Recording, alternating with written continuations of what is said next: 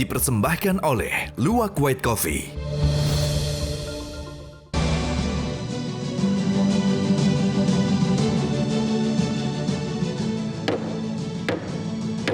Selamat malam para pemirsa, ketemu lagi di Hot Room dengan saya, Hotman Paris. Pengesahan KUH pidana yang baru telah menimbulkan pro dan kontra, apalagi di luar negeri. Begitu banyak viral di video maupun di TV maupun di TikTok tentang persepsi yang salah atas undang-undang KUH pidana yang baru ini yang bisa mengakibatkan negatif terhadap industri turis dan bisnis dan investasi di Indonesia. Adanya persepsi seolah-olah KUH pidana yang baru ini mengarah ke arah polisi moral. Bukan lagi pure aspek pidana yaitu perdata, tapi mengarah ke arah polisi moral seperti di negara-negara yang ekstrim. Juga pada saat Indonesia lagi pusing karena terlalu banyaknya korupsi, justru KUH pidana yang baru ini malah mengurangi hukuman para koruptor. Inilah Hot Room pro kontra KUHP yang baru. Dan sebelum saya bertanya kepada para narasumber, saya tidak bisa diskusi lancar tanpa kopi kesayangan saya ini. Waduh. Oke, kita akan lihat dulu video-video berikut ini betapa buruknya atau betapa banyaknya salah persepsi di luar negeri atas disahkannya KUH pidana yang baru ini, khususnya terkait dengan turisme. Silakan. Indonesia has just criminalized premarital activities, and this doesn't only include their local population but also tourists. Do not share a room with your partner if you're travelling to Bali or other parts of Indonesia unless you're married, because you may end up in prison. It's just one of the strict new laws in the Muslim majority country, which is becoming much more conservative. If you're thinking of traveling to Indonesia, Bali especially, and you're unmarried, listen to this. The Indonesian parliament has passed a law where if you're unmarried and you're found having sex in Indonesia, you could be jailed.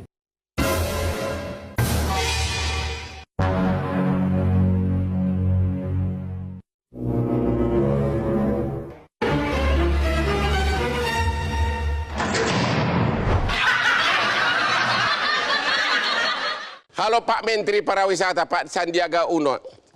Bapak telah melihat betapa buruknya pemberitaan di luar negeri. Dan memang jangka pendek tidak langsung berakibat. Tapi kalau begini-begini terus, bukankah ini merusak industri turis? Dan orang nanti ketakutan datang ke Indonesia karena dianggap mirip-mirip dengan Afghanistan. Bagaimana pendapat Bapak dan tindakan Bapak sebagai Menteri Pariwisata? Terima kasih Bang Hotman dan para panelis yang telah mengundang kami. Kami terus melakukan gerak cepat, gercep, dengan mengirimkan tim langsung ke pasar-pasar utama wisatawan mancanegara kita, Australia, India, Singapura, Malaysia, Inggris, dan Amerika Serikat, untuk menjelaskan dan menegaskan dan memberikan klarifikasi untuk pasal-pasal yang ada di Undang-Undang KUHP. Kami terus berkomunikasi dengan Kedubes, baik dari Australia sebagai pasar utama kita, dan banyak pemberitaan yang salah sudah diperbaiki berita-berita dan narasinya. Memang ini betul Bang Hotman harus kita lakukan dalam suatu langkah yang pendekatannya Indonesia Incorporated. Jadi nggak bisa kita sendiri-sendiri, tapi kita harus bergerak bersama. Oleh karena itu tanggal 10 kemarin saya langsung hadir di Kopi Joni. Terima kasih, kopinya enak sekali. Dan di situ kami mendapatkan banyak apresiasi karena di Kopi Joni itu penjelasannya sangat clear bahwa pariwisata kita adalah pariwisata yang berkualitas dan berkelanjutan, dan kita karpet merah. Dan kita sampaikan walaupun masih terlalu dini, dibilang belum berdampak, tapi memang per hari ini kunjungan dan kedatangan wisatawan mancanegara ini justru meningkat menuju liburan Nataru. dan belum ada pembatalan. Untuk bypass kekaburan ini, apakah Bapak setuju agar segera Kapolri mengeluarkan surat keputusan, memberikan instruksi kepada semua polisi untuk tidak melakukan pengecekan atas orang-orang yang check-in di kamar hotel, termasuk menanyakan surat nikahnya? Apakah tidak sebaiknya ada surat perintah tegas dan itu kemudian dipublikasikan secara internasional? Ya, sekali lagi kami meyakinkan semua wisatawan bahwa tidak akan ada penggerebekan, tidak akan ada pengecekan terhadap status perkawinan di fasilitas pariwisata dan ekonomi kreatif, hotel, dan tentunya saya melihat juga salah satu opsi adalah berkoordinasi dengan pihak Polri, dan ini akan kami komunikasikan dengan Bapak Kapolri untuk segera ditindaklanjuti, dan ini akan kita sampaikan kepada IGMA, yaitu Indonesian General Manager Associations dari hotel, yang selama ini menjadi mitra kita karena mereka adalah frontliner, mereka front desk.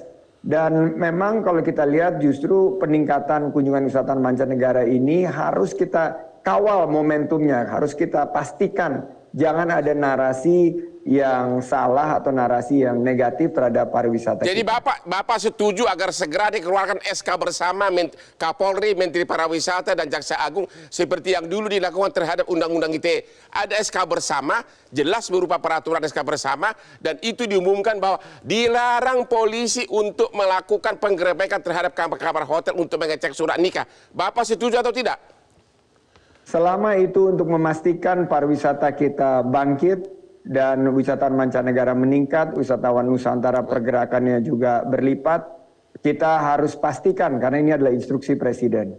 Oke Pak, jadi ini semua dari Pak Menteri masih berupa wacana, belum ada tindakan real dari Bapak untuk mencegah turis ini menganggap negara Indonesia ini mengarah seperti Afghanistan.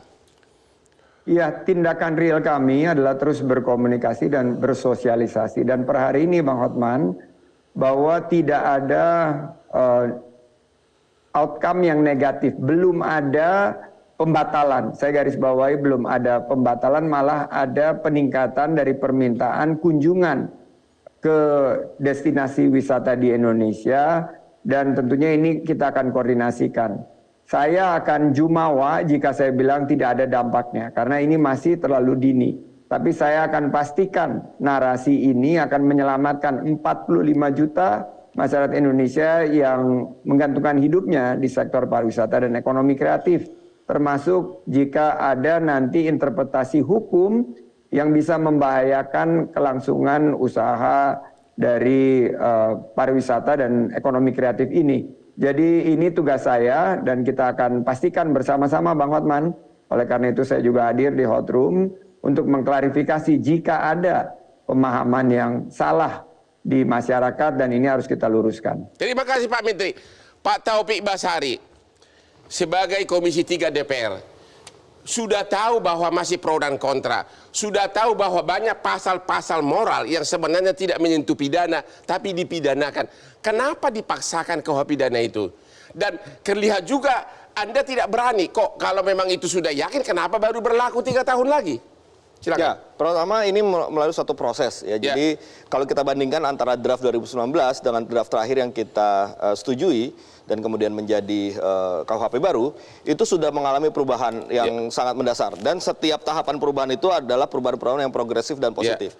Nah, artinya bahwa apa yang dikhawatirkan oleh masyarakat, apa yang menjadi concern masyarakat, apa yang menjadi tuntutan masyarakat, itu sudah kita bahas di rapat terakhir pada tanggal 24 November 2022. Kekhawatiran hubungan seks dua pasangan single, apa kekhawatiran bagi Bapak? Oke, saya akan jelaskan begini. Kebetulan di tanggal 24 November itu saya angkat isu ini. Ya, saya mengatakan bahwa ada masukan dari teman-teman gerakan perempuan, dari LBH Apik, dari Apindo yang menginginkan agar pasal ini dihapus. Nah, kemudian kita bahaslah dalam forum lobby dan kemudian kita temukan bahwa memang ada dua pendapat besar.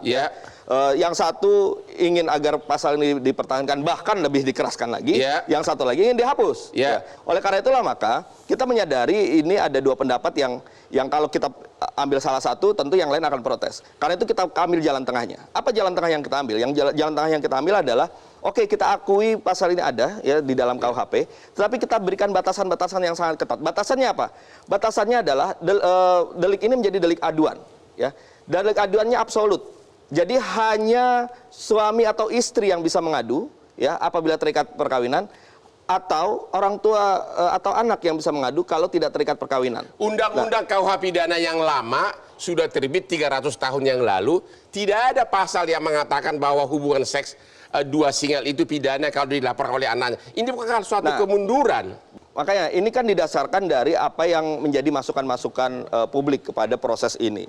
Nah, masalahnya kita pun juga harus menghormati ya pandangan-pandangan yang menginginkan agar ini dikriminalisasi. Tapi Bang, yang jelas begini, karena ini pasalnya gini, ayat 2-nya mengatakan bahwa perbuatan ini tidak dapat dituntut kecuali dengan, yaitu kalimat negatifnya begitu. Jadi sebenarnya ini bukan menjadi masalah publik, hanya masalah dua kelompok pihak itu, yaitu suami atau istri yang terikat perkawinan atau orang tua dan anak ketika terikat perkawinan. Kalau yang pertama tentu deliknya adalah delik terhadap lembaga perkawinan.